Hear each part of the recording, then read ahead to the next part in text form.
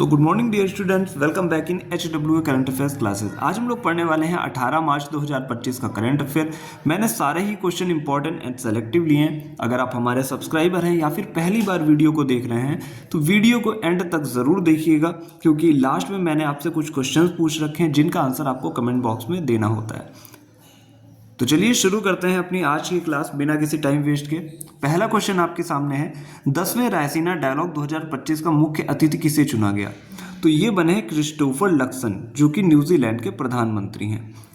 बात करते हैं रायसीना डायलॉग की, तो इस बार इसका 10वां संस्करण था, यानी कि 10th एडिशन था। और इसकी शुरुआत कब हुई? तो इसकी शुरुआत हुई है 17 मार्च से।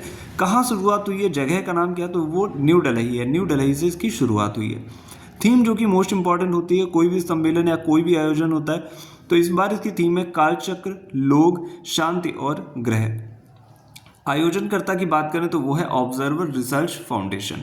ये था हमारा पहला क्वेश्चन। अगर आप नोट्स बना रहे हैं साथ में तो वीडियो को पॉज करके अपने क्वेश्चंस भी लिख सकते हैं। तो चलिए अब हम चलते हैं अगले क्वेश्चन की तरफ।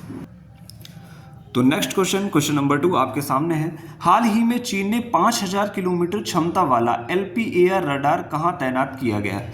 कहाँ तैनात किया? तो ये LPAR रडार जो है इसे चीन ने म्यांमार में तैनात किया है। याद रखिएगा, कहाँ तैनात किया है? म्यांमार में इसे तैनात किया है। LPAR की फुल फॉर्म क्या है? Large phased array radar. इसकी क्षमता कितनी है? तो क्षमता है 5000 किलोमीटर से अधिक ये निगरानी कर पाएगा। और इसे कहाँ रखा गया? तो इसे हिंद महासागर में निगरानी हेतु रखा गया है। बात हुई है देखिए म्यांमार की, तो म्यांमार के विषय में भी जानना बहुत ज़रूरी है। म्यांमार की कैपिटल की बात करें तो कई बार एग्जाम में आ जाती है, तो इसकी कैपिटल है नापीताव। और करेंसी की बात करें तो म्यांमार की करेंसी हो जाती है क्यात। ये भी कई बार एग्जाम में आपसे पूछी जा चुकी है, तो स्टैटिक के पॉइंट कवर करना बहुत ज़रूरी है। अब हम बात करने वाले हैं अपने तीसरे क्वेश्चन की। तीसरा क्वेश्चन क्या है? हाल ही में दिवंगत प्रसिद्ध कवि तथा पद्म विभूषण विजेता रमाकांत रथ का संबंध किससे? अभी हाल ही में जो रमाकांत रथ हैं इनका निधन हो चुका है। तो ये एक ओडिशी पोएट थे, यानी कि ओडिशी कवि थे। और ये साहित्य अकादमी के अध्यक्ष भी रह चुके हैं 1998 से 2003 तक। बात करते हैं साहित्य अकादमी की स्थापना कब हुई थी? तो 1954 में हुई थी साहित्य अकादमी पुरस्कार की। और ये कितनी भाषाओं में दिए जाते हैं? तो ये 24 भाषाओं में दिए जाते हैं। 22 भाषाएं जो अपने संविधान में, इसके बाद इंग्लिश और राजस्थानी 2 और ऐड कर देते हैं तो हो जाती हैं 24 भाषाएं। इसके बाद हम बात करने वाले हैं अपने फोर्थ क्वेश्चन की। फोर्थ क्वेश्चन आप सभी के सामने है। फोर्थ क्वेश्चन क्या है? हाल ही में यूके के डिजिटल ट्रांसफॉर्मेशन अवार्ड 2025 के लिए किसे चुना गया?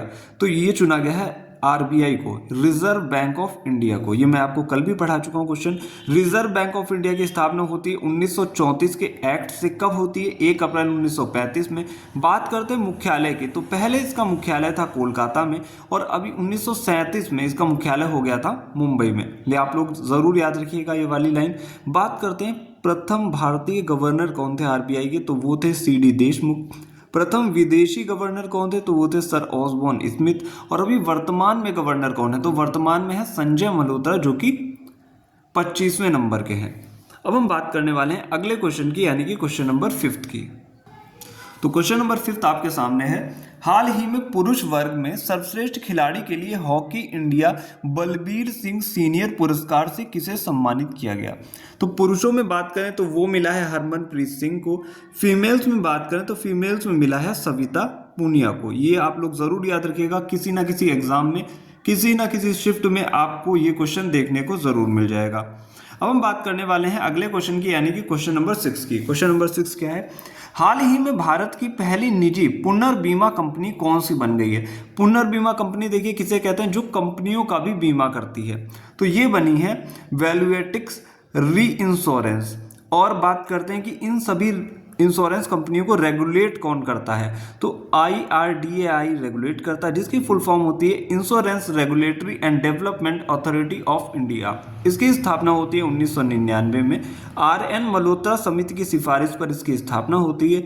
और हेडक्वार्टर की बात करें तो हेडक्वार्टर है हैदराबाद में। यह था हमारा छठा क्वेश्चन। अब हम चलते हैं 7वें क्वेश्चन की तरफ। 7वां क्वेश्चन आप सभी के सामने है। हाल ही में प्रकाश को सुपर सॉलिड स्टेट में किसने सफलतापूर्वक परिवर्तित किया है? तो ये किया है इटली के वैज्ञानिकों ने। बात कर लेते हैं सुपर सॉलिड स्टेट क्या होती है। जब कोई पदार्थ सॉलिड और लिक्विड दोनों के गुण प्रदर्शित करता है, आप समझ लीजिए इस बात को। सुपर सॉलिड स्टेट किसी भी पदार्थ की वो होती है जब कोई पदार्थ सॉलिड और लिक्विड दोनों के गुण प्रदर्शित करता है, तो उसे कहते हैं सुपर सॉलिड स्टेट। तो ये अभी इटली के वैज्ञानिकों ने कर दिखाया है। अब हम बात करते हैं लाइट के बारे में, यानी कि प्रकाश के विषय में कुछ चीजें जान लेते हैं। प्रकाश की जो मैक्सिमम स्पीड होती है, यानी कि सबसे ज्यादा स्पीड होती है, वो होती है वैक्यूम में, अर्थात निर्वात में। प्रकाश की अधिकतम स्पीड कितनी होती है? 3 × 10⁸ मीटर पर सेकंड। और प्रकाश एक प्रकार की अनुदैर्ध्य तरंग है, ये भी आप लोग याद रखिएगा। बात हुई इटली की, तो इटली के विषय में भी जान लेते हैं। इटली की कैपिटल है रोम, यहाँ की करेंसी है यूरो और यहाँ की प्रधानमंत्री है जियोर्जिया मेलोनी। अब हम बात करने वाले हैं अगले क्वेश्चन की, यानी कि क्वेश्चन नंबर 8 की। तो जो भी बच्चे लास्ट तक वीडियो को देख रहे हैं उनको ज़रूर यहाँ से क्वेश्चंस किसी ना किसी एग्जाम में देखने को मिल जाएंगे और उनकी कम टाइम में तैयारी भी हो जाएगी। तो अब हम चलते हैं 8वें क्वेश्चन की तरफ। तो हम आ चुके हैं अपने 8वें क्वेश्चन पे। हाल ही में अंतरराष्ट्रीय खगोलीय संघ के अनुसार शनि ग्रह के कितने चंद्रमा हैं, कितना चंद्रमा है अर्थात कितने सैटेलाइट हैं। तो अभी शनि ग्रह के टोटल सैटेलाइट हो गए हैं 274, 128 नए शामिल हुए हैं। तो अब थोड़ी संख्या बदल जाती है। पहले क्वेश्चन आता था कि ऐसा ग्रह जिसके सर्वाधिक चंद्रमा है, यानी कि सर्वाधिक सैटेलाइट है, तो लोग टिक करते थे जुपिटर को।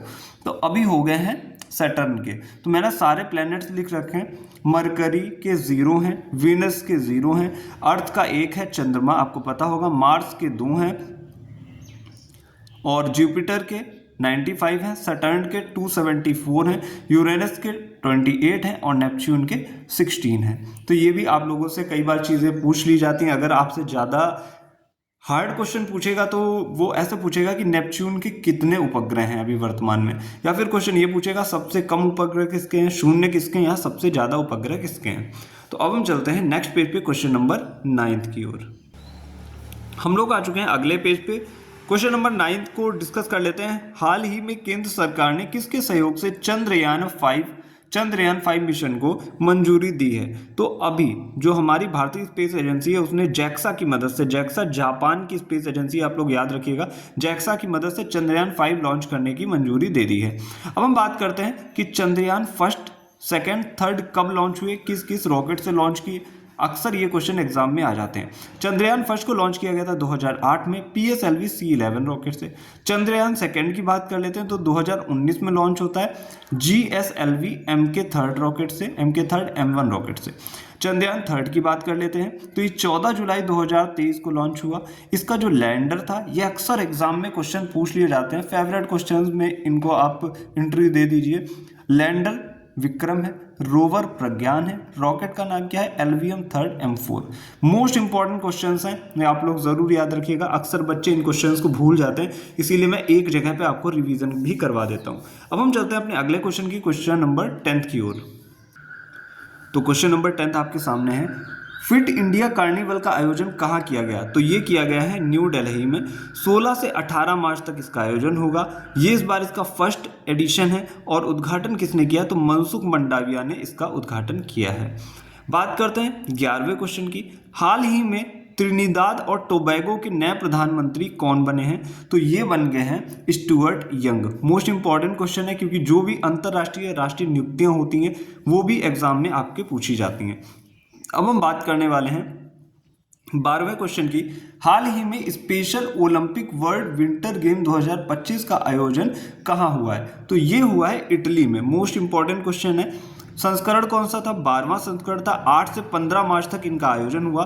मोटो क्या है, द फ्यूचर इज हेयर। और इंडिया ने यानी भारत ने कुल कितने पदक जीते हैं, तो 33 पदक जीते हैं, जिसमें 8 गोल्ड, 18 सिल्वर और 7 ब्रॉन्ज मेडल शामिल हैं। अब हम बात करते हैं आज के क्वेश्चंस की, जिनका आंसर आपको कमेंट बॉक्स में देना है। पहला क्वेश्चन है, पहले अंतरराष्ट्रीय सौर महोत्सव का आयोजन कहाँ हुआ है। दूसरा क्वेश्चन है, अट्टुकल पोंगल कहाँ मनाया गया। यहाँ पे आप कंफ्यूज मत होइएगा क्योंकि अट्टुकल पोंगल अलग है और पोंगल अलग है।